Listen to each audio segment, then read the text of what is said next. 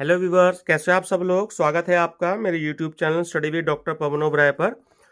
Viewers, अभी थोड़ी देर पहले मैंने जो है TGT, PGT, NTA, NET, JRF और हायर एजुकेशन से रिलेटेड जो है वो क्वेश्चन अपलोड किए हैं, जिसकी हेडिंग है miscellaneous MCQs question for TGT, PGT, JRF, NTA, NET and higher education. ठीक है, पार्ट 1। तो इसमें मेरे पास तकरीबन 100 क्वेश्चंस थे, तो जिसमें मैंने 56 क्वेश्चन जो है पार्ट 1 में कवर किए हैं, और इससे आगे के जो क्वेश्चंस हैं वो मैं आपके पार्ट 2 में कवर कर रहा हूं। ठीक है, बहुत ही इंपॉर्टेंट क्वेश्चन है। ठीक है, आपको जनरली जो नॉर्मल बुक्स हैं उसमें देखने को ये नहीं मिलेंगे। जैसा आपको पता है कि मैं सिर्फ आपको वही क्वेश्चंस करा रहा हूं जो डिफरेंट कंपटीशंस में आए हैं, डिफरेंट टाइप्स के स्टेट्स में आए हैं। ठीक है, उसमें एनटीए, नेट के भी हैं, सेट के भी हैं, जेआरएफ के भी हैं, और टीजीटी, पीजीटी के सभी के हैं, जीआईसी के भी हैं। तो ये क्वेश्चंस आपके कमिंग एग्जाम के लिए बहुत ही ज़्यादा हेल्पफुल रहेंगे। तो चलिए व्यूअर्स, क्वेश्चन नंबर 57, क्वेश्चन 56 तक, 1 से लेके 56 तक आप इसके पार्ट 1 में देख सकते हैं। आप मेरी प्लेलिस्ट में देख सकते हैं। ठीक है, एमसीक्यूज ऑन टीजीटी, पीजीटी वाली जो नंबर फर्स्ट प्लेलिस्ट है, तो आप उसमें देख सकते हैं। चलिए, क्वेश्चन 57 है कि उरुग्वे दौर निम्न नए क्षेत्रों में शामिल करता है। तो ऑप्शन नंबर डी देखिए, तीनों ही करेक्ट हैं कि ट्रिप्स भी है, ट्रिम्स भी है और गेट भी है। ठीक है, क्वेश्चन नंबर 58 कि हवाला क्या है। ये मैंने पहले भी बताया था क्वेश्चन, कर वंचन। ठीक है, हवाला का एक्चुअली मतलब ये होता है कि जो मुद्रा का विदेशों में अनौपचारिक तरीके से किया गया हस्तांतरण होता है, जिसे वैध नहीं माना जाता, और यह बिना कर चुकाए मुद्रा का विनिमय होता है, जो सरकारी आंकड़ों में दर्ज नहीं होता। यह समानांतर अर्थव्यवस्था का एक अंग होता है। क्वेश्चन 59 कि विश्व में किस देश का विदेशी मुद्रा भंडार सर्वाधिक है। ठीक है, ऑप्शन बी, चीन। ठीक है, बहुत ही इंपॉर्टेंट क्वेश्चन है। क्वेश्चन 60 कि अंतरराष्ट्रीय व्यापार में प्रस्ताव वक्र संबंधित है। तो ऑप्शन नंबर सी आपका करेक्ट है, एजवर्थ मार्शल। क्वेश्चन 61 कि लैंड प्रॉब्लम्स इन इंडिया पुस्तक के लेखक हैं, कौन है। तो ऑप्शन ए, राधा कमल मुखर्जी। देखिए, क्वेश्चन दो बारी रिपीट हुआ है, 2009 में और 2005 में। ठीक है, नीचे एक्सप्लेनेशन में देखिए आपको दे रखा है कि मैन एंड इकोनॉमिक्स पुस्तक के जो लेखक हैं वो रॉबर्ट मुंडेल हैं। प्लानिंग एंड द पुअर पुस्तक के लेखक B.S. मिन्हाज हैं। Social welfare and collective choice पुस्तक के लेखक A.K. सेन हैं, यानी कि अमृत्य कुमार सेन हैं। ठीक है, और एशियन ड्रामा पुस्तक के लेखक हैं गुन्नार मिट्टल। ठीक है, चलिए, क्वेश्चन नंबर 62 है आपका कि वृक्ष लगाना आवश्यक है। ठीक है, ऑप्शन नंबर डी। देखिए, सभी दृष्टि से आवश्यक है, पर्यावरण की दृष्टि में तो आवश्यक है ही, वो आर्थिक दृष्टि से भी अच्छा है और सामाजिक दृष्टि से भी वो अच्छा है। तो ऑप्शन नंबर डी करेक्ट है, उपयुक्त सभी। क्वेश्चन 63 कि किस राज्य में अधिकतम सूखाग्रस्त क्षेत्र है। ठीक है, बहुत कॉमन क्वेश्चन है, बेसिक नॉलेज के लिए पता होना चाहिए। Option D, Rajasthan. क्वेश्चन 64 विश्व पर्यावरण दिवस कब मनाया जाता है। बहुत ही इंपॉर्टेंट क्वेश्चन है। ऑप्शन नंबर ए, जून 5। ठीक है, और ये बात ध्यान रखनी है कि विश्व पर्यावरण दिवस जो है पूरे विश्व में 5 जून को मनाया जाता है, और ये कार्यक्रम वर्ष 1972 से प्रारंभ किया गया है। ठीक है, क्वेश्चन नंबर 65 है कि उत्तर प्रदेश के प्रथम वित्त आयोग के अध्यक्ष कौन थे। तो वो थे भालचंद्र शुक्ल। ठीक है, क्वेश्चन नंबर 66 है आपका कि श्रीमती जॉन रॉबिन्सन की पुस्तक का नाम है। तो ऑप्शन नंबर ए आपका करेक्ट है कि the economics of imperfect competition. ठीक है, question 67 the accumulation of capital नामक पुस्तक किसने लिखी। ऑप्शन ए, जे रॉबिन्सन ने। तो ये जो पुस्तकों के लेखक हैं, ये थोड़ा सा आप लोग अच्छे से कर लीजिएगा, क्योंकि एग्जाम में बहुत पूछे जाते हैं, जैसे कि आप देख रहे हैं। ठीक है, चलिए, नेक्स्ट है आपका क्वेश्चन नंबर 68, हाउ टू पे फॉर वॉर पुस्तक के लेखक कौन है? तो ऑप्शन नंबर सी आपका इसमें करेक्ट है कि कीन्स। ठीक है, और कीन्स की देखिए एक बुक और थी, the general theory of employment, interest and money, जो कि सन 1936 में लिखी थी। क्वेश्चन है 69 कि वैश्विक मंदी पर किसने global crisis, recession and uneven recovery पुस्तक लिखी है? तो option number D, Y V Reddy. ठीक है, तो एक बात और ध्यान रखनी है इसके बारे में कि वाई वी रेड्डी जो हैं वो वर्ष 2003 से 2008 तक रिजर्व बैंक ऑफ इंडिया के गवर्नर रहे हैं। अगर आपके पास कोई नोट हो तो उस पर आप देख सकते हैं। ठीक है, इनके सिग्नेचर भी होंगे, और इन्हें सन 2010 में पद्म विभूषण भी दिया गया था। ठीक है, चलिए क्वेश्चन नंबर 70 है कि निम्नलिखित में से किस दिन को विश्व जनसंख्या दिवस के रूप में मनाया जाता है? ठीक है, बहुत इंपॉर्टेंट है, कई एग्जाम्स में पूछा गया है। तो वो है आपका विश्व जनसंख्या दिवस है 11 जुलाई। ठीक है, क्वेश्चन 71 है कि केंद्र तथा राज्यों के अधिकारों, कार्यों एवं उत्तरदायित्वों की जांच हेतु निम्न आयोग बनाया गया था। तो ऑप्शन नंबर सी आपका करेक्ट है। ठीक है, सरकारियां आयोग। ठीक है, आयोग से रिलेटेड भी क्वेश्चन बहुत एग्जाम में पूछे जाते हैं। क्वेश्चन 72 की संपत्ति या सेवा प्रकारों को सार्वजनिक से निजी भागीदारी में स्थानांतरित करना कहलाता है। तो ऑप्शन नंबर डी, निजीकरण, प्राइवेटाइजेशन। ठीक है, क्वेश्चन नंबर 73 की विश्व विकास रपट 2006 इस विषय पर केंद्रित है। वो है आपका ऑप्शन नंबर ए, सभी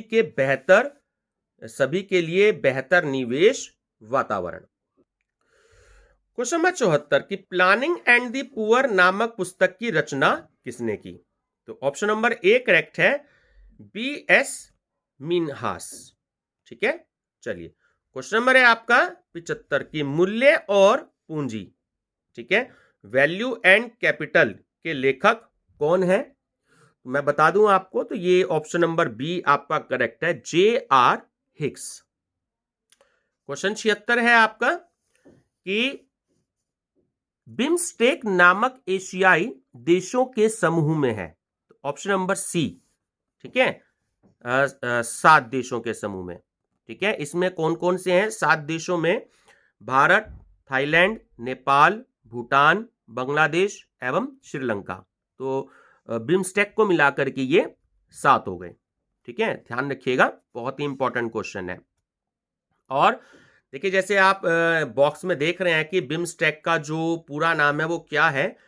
बे of Bengal initiative for multi sector technical and economic corporation. ठीक है, ध्यान रखिएगा। और अगर सार्क की बात करता है आपसे कि सार्क का पूरा नाम है the South Asian association for regional corporation, तो ये 8 देशों का संगठन है, ध्यान रखिएगा। इससे रिलेटेड क्वेश्चंस भी मैंने अपनी वीडियो में दे रखे हैं आपको। थ्योरी ऑफ मोनोपोलिस्टिक कंपटीशन के लेखक कौन है?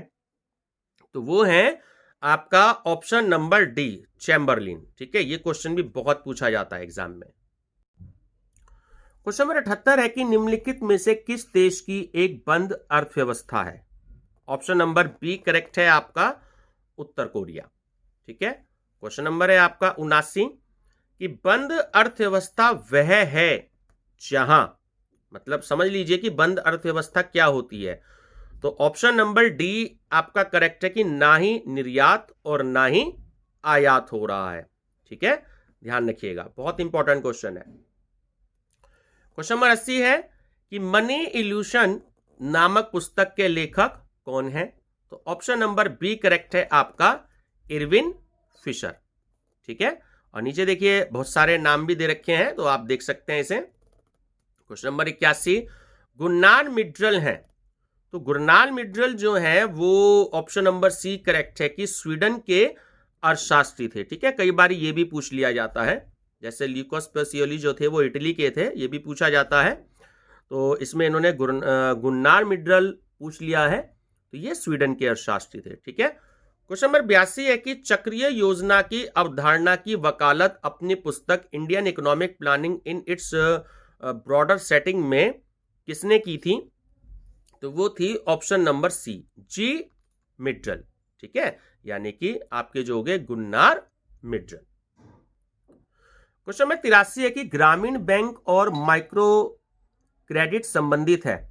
तो ऑप्शन नंबर सी करेक्ट है, मोहम्मद यूनस। देखिए ध्यान रखिए कि बांग्लादेश के जो प्रोफेसर मोहम्मद यूनस थे वो ग्रामीण बैंक के संस्थापक माने जाते हैं और माइक्रो क्रेडिट से संबंधित है। वर्ष 2006 में इन्हें नोबेल पुरस्कार से भी सम्मानित किया गया था। क्वेश्चन 84 है कि कैपिटल एंड ग्रोथ नामक अर्थशास्त्रीय पुस्तक के लेखक कौन है? तो ऑप्शन नंबर सी करेक्ट है, हिग्स। ठीक है। क्वेश्चन नंबर 85 कि एकल बैंकिंग प्रणाली बड़ी लोकप्रिय है। ठीक है, एकल बैंकिंग प्रणाली जो है आपकी, यानी कि सिंगल बैंकिंग सिस्टम जो है वो आपका है सबसे ज्यादा पॉपुलर संयुक्त राज्य अमेरिका में। ठीक है, इसे जो है यूनिट बैंकिंग भी कहा जाता है। जो आपका यूनिट बैंकिंग है वो अमेरिका में सबसे ज्यादा पॉपुलर है। क्वेश्चन 86 कि राष्ट्रीय ग्रामीण विकास संस्थान स्थित है। राष्ट्रीय ग्रामीण विकास संस्थान स्थित है, वो ऑप्शन नंबर बी करेक्ट है, वो हैदराबाद में है। ठीक है। क्वेश्चन 87 निम्नलिखित राज्यों को उनके राष्ट्रीय मार्ग की लंबाई के आधार पर अवरोही क्रम में व्यवस्थित कीजिए। ठीक है, अब तक ये जो एग्जाम में दे रखा है, नीचे आप एक्सप्लेनेशन में देखें, क्योंकि एग्जाम में सही आंसर नहीं दे रखा था, तो इसमें जो डेटा है वो जून 2017 की स्थिति के अनुसार दे रखा है। ठीक है, कि इसमें राष्ट्रीय राजमार्ग की जो लंबाई है वो उनका इस तरीके से आपको दे रखा है कि अरुणाचल प्रदेश की है इतनी, नागालैंड की इतनी है, मिजोरम की इतनी है और सिक्किम की इतनी है। तो जो उपयुक्त विकल्पों में से सही नहीं है, तो जो अगर आप क्वेश्चन के हिसाब से देखें तो इसका आंसर आएगा ए सी बी डी। ठीक है, अगर हम बी ऑप्शन की बात करें तो बी की जगह सी आना था और सी की जगह बी आना था। चलिए, क्वेश्चन नंबर 88 है कि भारत संचार निगम लिमिटेड जो बीएसएनएल है उसकी स्थापना कब हुई थी? बहुत ही इंपॉर्टेंट क्वेश्चन है। तो वो थी ऑप्शन नंबर सी, सन 2000 में। देखो जो बीएसएनएल है, भारत संचार निगम लिमिटेड, तो उसका निगमीकरण 15 सितंबर 2000 को हुआ था। ठीक है, इसमें हाल ही में अगर आपसे पूछा है तो जो भारतीय महिला मुक्केबाज है मैरी कॉम को 2 साल के लिए इसका ब्रांड एम्बेसडर बनाया गया है। ठीक है। क्वेश्चन नंबर 89 कि निम्नलिखित में से किस अर्थशास्त्री ने अर्थशास्त्र में नोबेल पुरस्कार नहीं जीता है? तो वो है आपके option number B, John Robinson. ठीक है। चलिए, क्वेश्चन नंबर है आपका 90 कि संपत्ति के अधिकार को एक मौलिक अधिकार मानना कब बंद कर दिया गया? तो ऑप्शन नंबर डी करेक्ट है, सन 1978 में। व्यूअर्स, ये वाला क्वेश्चन भी बहुत पूछा जाता है। क्वेश्चन 91 है कि आंतरिक व्यापार संबंधित है। तो वो संबंधित है, आंतरिक व्यापार जो है वो शेयर बाजार से। ठीक है, शेयर मार्केट से संबंधित है। ऑप्शन नंबर ए जो है आपका करेक्ट है। क्वेश्चन नंबर है आपका 92 कि जहां पर किसी श्रमिक की सीमांत उत्पादकता शून्य हो जाती है तो उसे क्या कहते हैं? तो वो है आपका, पहले भी आ चुका है फर्स्ट वीडियो में, ऑप्शन नंबर बी करेक्ट है। तो वो है आपका प्रच्छन्न बेरोजगारी। ठीक है। तो व्यूवर्स, ये थे आपके मिसलिनियस टॉपिक्स। आपने देखा कि बहुत ही ज्यादा इंपॉर्टेंट क्वेश्चन है और बहुत नॉर्मल क्वेश्चन नहीं है। जनरल क्वेश्चन जो और किताबों में दिए गए होते हैं, तो ये क्वेश्चन जो है कुछ ही जनरल क्वेश्चन है, बाकी कुछ अलग हटके क्वेश्चन है। ठीक है, आपने इनकी स्टडी पहले कम की होगी मेरे हिसाब से। तो वीडियो पसंद आई हो तो लाइक शेयर सब्सक्राइब जरूर करिएगा। ये पार्ट सेकंड है मिसलिनियस एमसीक्यूज क्वेश्चन का। पार्ट 1 भी आप जो है वो प्लेलिस्ट में जाकर के देख सकते हैं, मैंने एक प्लेलिस्ट बनाई है उसमें। ठीक है, कि एमसीक्यूज ऑन टीजीटी, पीजीटी, ठीक है, GIC, NET, GRF and higher education. ठीक है व्यूअर्स, चलिए वीडियो पसंद आई हो तो लाइक शेयर सब्सक्राइब जरूर करिएगा। Thank you.